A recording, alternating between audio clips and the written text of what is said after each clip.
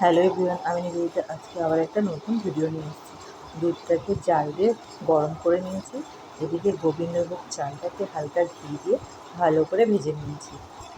এবার চালগুলো দুধের মধ্যে দিয়ে দেবো।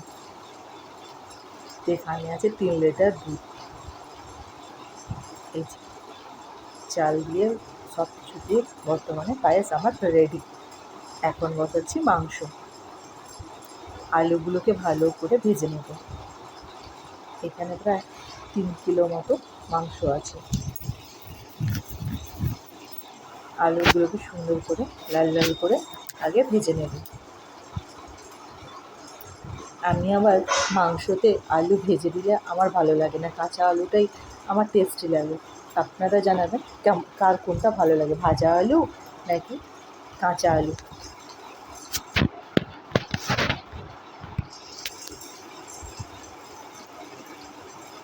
তেলে চিনি দিয়ে দিয়েছি, রং উঠে গেছে। এবার দিয়ে দিচ্ছি পেঁয়াজ, দিয়ে দেবো অল্প পরিমাণে একটু লবণ। এবার এটাকে সুন্দর করে ভাজতে দেবো কিছুক্ষণ, যতক্ষণ ব্রাউন হয়ে না যাচ্ছে।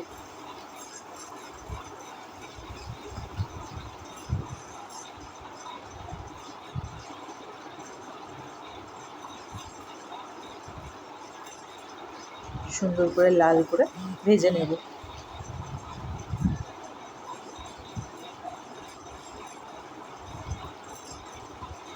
আমারটা ভাজা হয়ে গেছে। এবার আদা বাটা, রসুন বাটা, লঙ্কার গুঁড়ো, হলুদ গুঁড়ো, কাশ্মীরি রেড চিলি গুঁড়ো সবটা একসাথে দিয়ে দিলাম।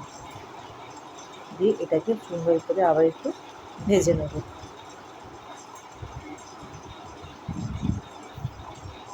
টমেটোও দিয়েছিলাম, সেটা দেখানো হয়নি। যাই হোক, মশলাটা প্রায় কষানো কমপ্লিট। এবার দিয়ে দিচ্ছি টক দই। এবার এটাকে আর কিছুক্ষণের জন্য আমি এটাকে কষিয়ে নেব।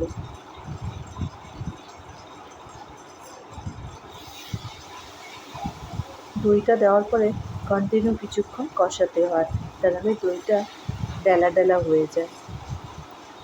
কষানো কমপ্লিট। এবার দিয়ে দিয়েছি মাংস। এবার মাংসটাকে সুন্দর করে একটু ধৈর্য ধরে ভালোভাবে কষাতে হবে।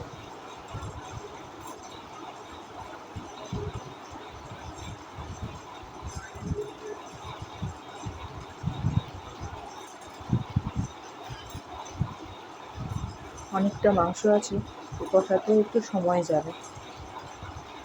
আর আমাদের ঘরে তো সবাই চর্বি খেতে ভালোবাসে, চর্বির পরিমাণটাও একটু বেশি আছে।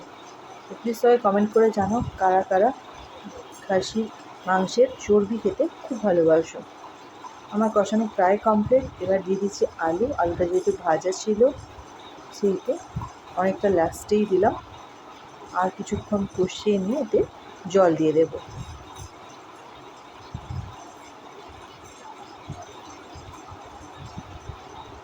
মাংসটা আমার প্রায় হয়ে এসছে। এবার ঢাকা দিয়ে দিয়ে করেছি, ততক্ষণ আর আমাকে টাইম লাগবে না। এদিকে চাটনি করছি। 5 ফোড়ন দিয়ে দিচ্ছি তেলে, দিয়ে দিচ্ছি আমগুলো স্লাইস করে কেটে নিয়েছি। এবার এটাকে অল্প পরিমাণে লবণ দিয়ে এটাকে ভালো করে একটু ভেজে নেব। লবণ দিয়ে একটু সাঁতলে নিলে তাড়াতাড়ি সেদ্ধও হয়ে যায়।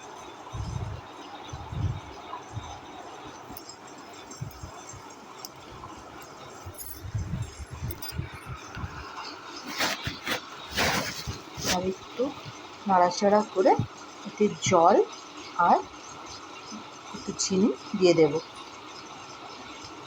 আমি জলে চিনিটা মাখিয়ে রেখেছি, তো সেই চিনি সমেত জলটাই আমি দিয়ে দেব। কিছুক্ষণ ফুটলেই আমার রেডি হয়ে যাবে। এদিকে দিদা যেহেতু মাংস খায় না, ওর জন্য মাছের ঝোল বানিয়ে নিয়েছি। মাংসটা আমার রেডি হয়ে গেছে। এবার আমি তাতে জল দিয়ে দিলাম পরিমাণ মতো। এবার একটু ভালো করে নাড়াচাড়া করে এটাকে আমি ঢাকা দিয়ে দেব আরও 20 থেকে 25 মিনিট।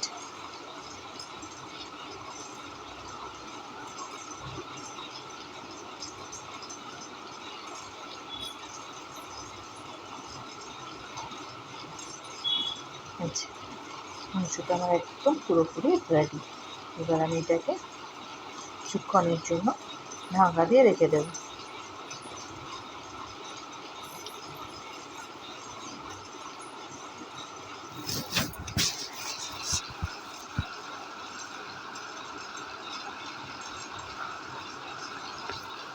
যাই হোক, আমার রান্নাবান্না শেষ। আজকে অ্যাকচুয়ালি আমার হাজব্যান্ডের বার্থডে, তাই তার জন্যই এত রান্নাবান্না। তো আলু ভাজা ছিল, মাংস ছিল, চাটনি ছিল, পায়েস ছিল। বেশি কিছু রান্না করিনি, কারণ ও অত বেশি খেতে পারে না, তাই অত বেশি কিছু করিনি। আর এদিকে বিকালবেলা এসেছি জিলেপি নিতে, কারণ যেই দিন মানে রথ পড়েছে সেই দিনই আমার হাজব্যান্ডের জন্মদিনও পড়েছে। ওখান থেকে একটু জিলিপি নিতে, জিলিপি নেবো। আর এদিকে প্রচুর ফুলের গাছ বসে আছে, তো ওখান থেকে দু একটা ফুলের গাছ নেবো। তো ফুলের গাছ নিয়ে বসেছি দেখি, চারা গাছগুলো নিয়ে রাস্তার দুটো সাইড ভর্তি পুরো গাছে, বুঝলেন। আর এখানে জিলিপি নিয়ে এসে এখানে একটু আসলাম, এখানে জগন্নাথ দেবের দর্শন করতে।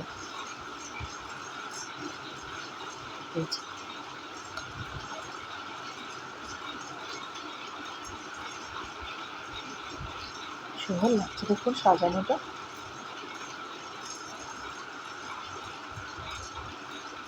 বাড়ি ফিরে এখন বাজে প্রায় 9টা। তো এখন আমরা এসেছি ওর জন্মদিনের কেকটা কাটতে। এত দেরি হয়ে গেছে কাজকর্ম শেষ করে আসতে, তো সেই জন্য অনেকটাই লেট হয়ে গেল।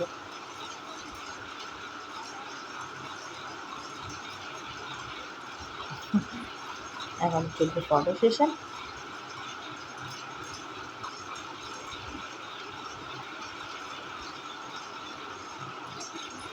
আর আমার যে ক্যামেরাম্যান ছিল সে আর বললে কী হবে, সে আমার মুখটাই কেটে দিয়েছে।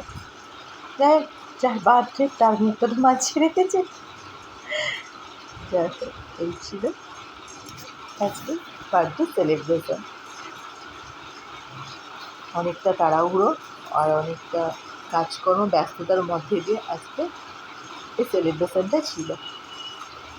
আর আমার ছেলে এই যে বদমাশি বিদ্যাগুলো ওরই কাজ, যত রকমের বদমাশি সব ওরই কাছে রাখে। ইচ্ছে করে তারা আমার মাথার উপর ওগুলো ফেলছিল। কি বদমাশ দেখেছে।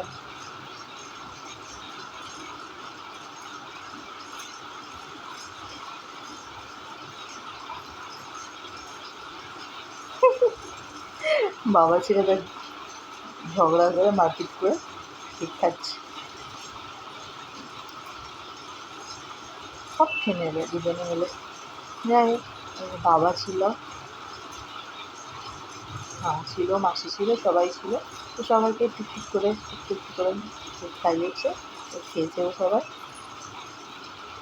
আমার এবার অন্যান্য কাজ আছে, আমি এবার চললাম।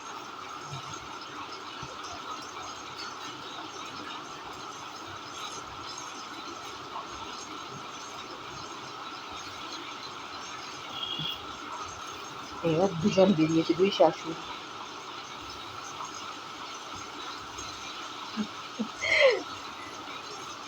আসলে এত লেট হয়ে গেছে, এখন প্রায় 10টা মতো বাজতে যায়। এত লেট হয়ে গেছে যে সবার খিদে পেয়ে গেছে, কেক থেকে সব খাওয়াতে ব্যস্ত। আর আমি এখন কেক লাগাচ্ছি। আর ছেলের বদমাশি দেখুন, ওর বাবাকে সেই ফোনগুলো এনে মাখাচ্ছে।